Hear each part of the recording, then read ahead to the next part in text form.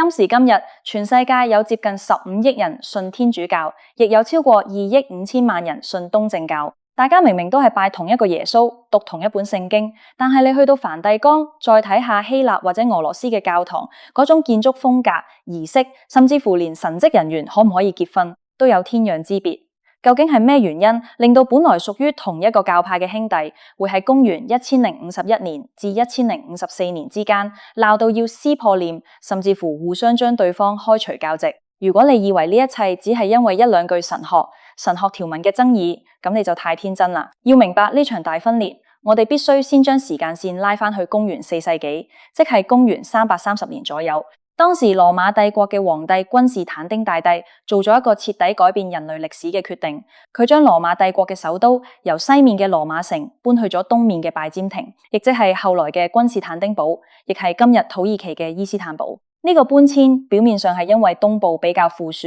軍事位置更加重要，但實質上佢直接將基督教世界切開咗做兩半。東羅馬帝國，亦即係我哋後來講嘅拜占庭帝國，經濟繁榮，文化昌盛，更加關鍵嘅係佢哋講嘅係希臘文。而留在西邊嘅羅馬城，隨着蠻族入侵，西羅馬帝國喺公元476年就滅亡咗。西歐陷入咗一段漫長嘅混亂時期，經濟衰退，社會秩序崩塌。而西邊講嘅係拉丁文。你試想下，喺一個連電話、互聯網都冇嘅年代，東邊講希臘文，西邊講拉丁文。東邊有着無比輝煌嘅皇帝同都市，西邊就係被蠻族打到稀巴爛，要靠教會嚟維持社會秩序嘅荒涼之地。語言同文化嘅隔閡，令到兩邊嘅神學家連溝通都出現問題。希臘文係一種極其精密、充滿哲學思辨嘅語言。東方嘅神學討論非常注重神秘主義、神嘅本質同埋精神上嘅升華，而拉丁文就比較注重法律、組織、條理同權力結構。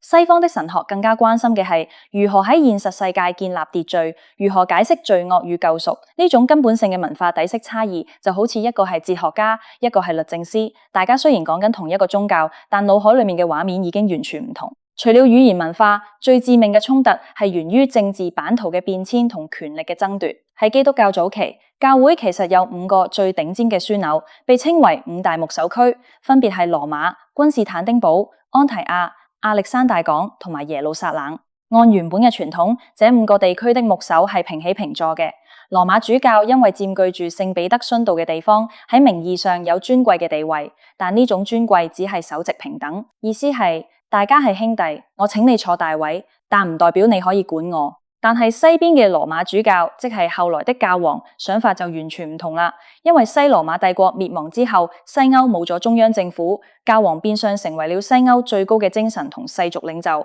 教皇認為耶穌曾經對聖彼得講過：你係磐石，我要將我嘅教會建立喺呢塊磐石上。教皇自視為聖彼得嘅唯一繼承人，所以教皇應該擁有對全天下的基督教教會嘅絕對統治權。但係喺東邊嘅君士坦丁堡牧首同拜占庭皇帝聽落，呢種講法簡直係匪夷所思。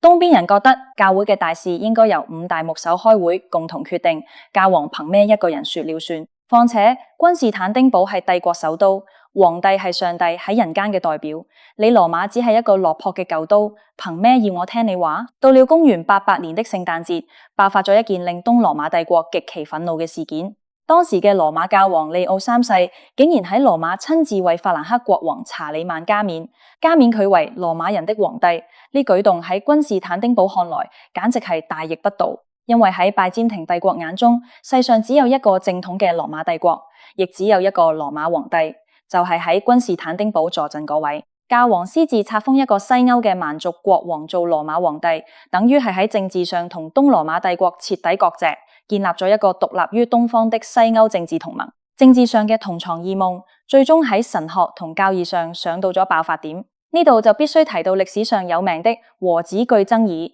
呢個字喺拉丁文裏面係以及聖子嘅意思。原版嘅尼西亞信經，即係全基督教界共同認可嘅信仰宣告，裏面寫住聖靈係由聖父所發。呢係公元4世紀由全教會大公會議訂立嘅，任何人唔可以隨意修改。但係喺西歐，為了對抗當時喺西班牙一帶流行嘅異端，西方的教會喺公元589年的托雷多會議上，私自在信經裏面加上咗一個詞，聖靈係由聖父以及聖子所發。東正教聽到呢個修改，即刻炸鍋。東方的神學家認為呢個改動破壞咗三位一體嘅神學平衡。喺東方的神學觀點裏面，聖父係唯一的源頭。如果說聖靈同時由聖父同聖子發出，咁就等於有咗兩個源頭，呢係極大的神學錯誤。但更令東方憤怒嘅係，你西方憑咩未經全球大公會議嘅同意，就擅自修改全教會最核心嘅信經？呢係對東方教會嘅極其不尊重，亦係教皇濫用權力的鐵證。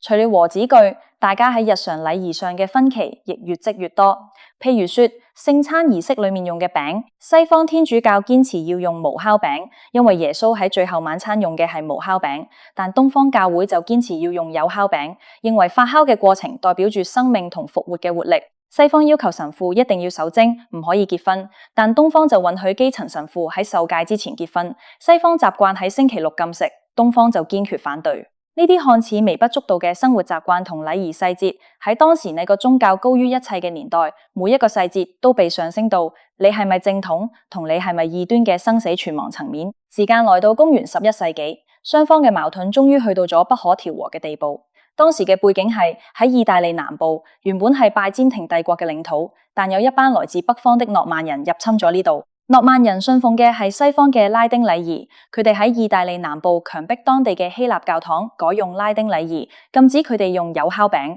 呢個消息傳到君士坦丁堡，當時的東正教大牧首米海爾一世極其憤怒，佢係一個性格非常強硬、充滿政治野心嘅人。作為報復，佢喺公元1052年下令關閉咗君士坦丁堡內部所有嘅拉丁禮儀教堂，甚至乎派人將拉丁教堂裏面嘅無酵聖餅踐踏喺腳下。呢個舉動無異於向羅馬宣戰。當時嘅羅馬教皇利奧9世亦唔係省油嘅燈，佢派咗一個代表團前往君士坦丁堡談判，領頭嘅係宏貝特樞機主教。宏貝特呢個人性格比大牧首更加傲慢、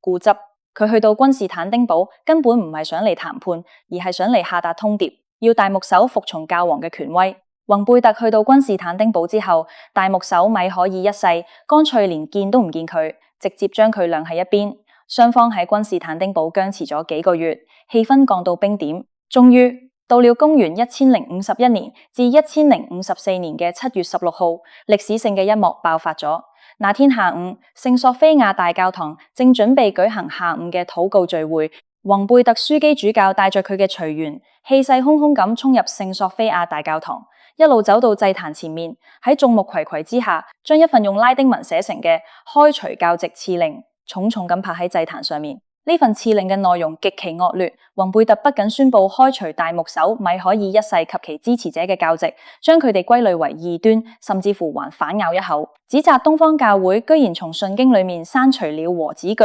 完全倒置咗歷史事實。拍完敕令之後，宏貝特走出大教堂，喺門口甩下鞋上面嘅塵土，大喊願上帝察驗並審判，然後頭也不回咁離開了君士坦丁堡。大牧首米海爾一世當然唔會坐以待斃。幾天之後，喺公元1051年至1054年嘅7月20號，米海爾一世召集咗東方嘅教務會議，同樣頒布咗一份敕令，宣布將宏貝特樞機主教及其同黨開除教籍。呢個事件喺歷史上就被稱為公元1054年大分裂。但係如果我哋以嚴肅嘅歷史眼光睇，公元1051年至1054年嘅呢場互相開除教籍，係咪就等於兩邊普通老百姓同普通信徒立刻徹底決裂呢？其實未必，因為喺當時教皇利奧9世喺宏貝特拍下敕令之前嘅幾個月就已經喺意大利去世咗。按教會法嚟講，教皇死咗，佢派出的使節權力就自動失效，所以宏貝特嗰份敕令喺法律上其實係有極大爭議嘅。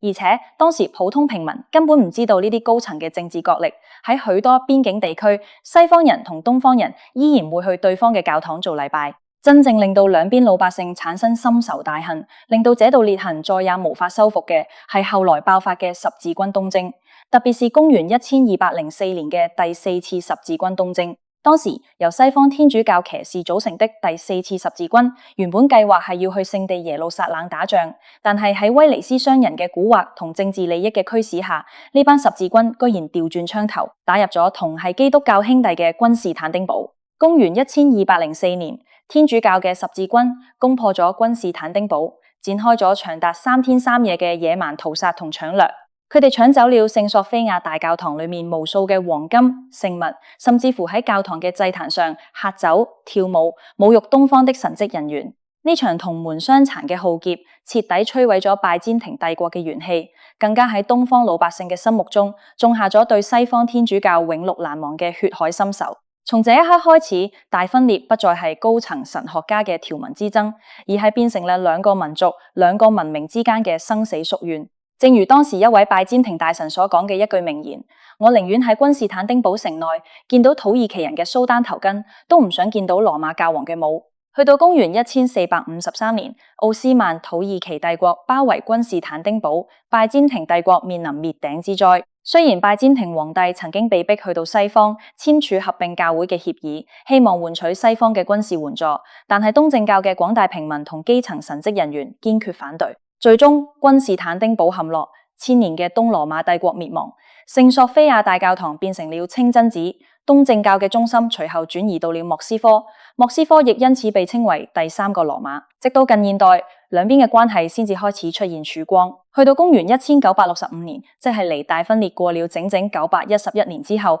當時的天主教教皇保祿六世同東正教君士坦丁堡大牧首雅典那哥拉一世喺耶路撒冷會面。佢哋發表咗一份聯合聲明，正式撤銷咗公元1051年至1054年雙方頒布嘅互相開除教籍賜令，表達咗和解嘅意願。但係撤銷賜令並不等於合併。時至今日，天主教同東正教喺教皇權威、神學觀點同埋世俗議題上面，依然存在住無法逾越嘅鴻溝。回顧呢段長達1000年的歷史，我哋會發現公元1051年至1054年嘅大分裂，表面上係因為一個詞語和子句、一塊無酵餅嘅爭執，但背後實質上係地理環境、語言文化、帝國衰落同世俗權力爭奪嘅必然結果。當宗教被捲入政治嘅漩渦，當包容被獨裁所取代，原本強調愛同團結嘅信仰，最終亦變為了分裂世界嘅工具。如果大家喜歡呢類深度拆解歷史背後真相嘅內容，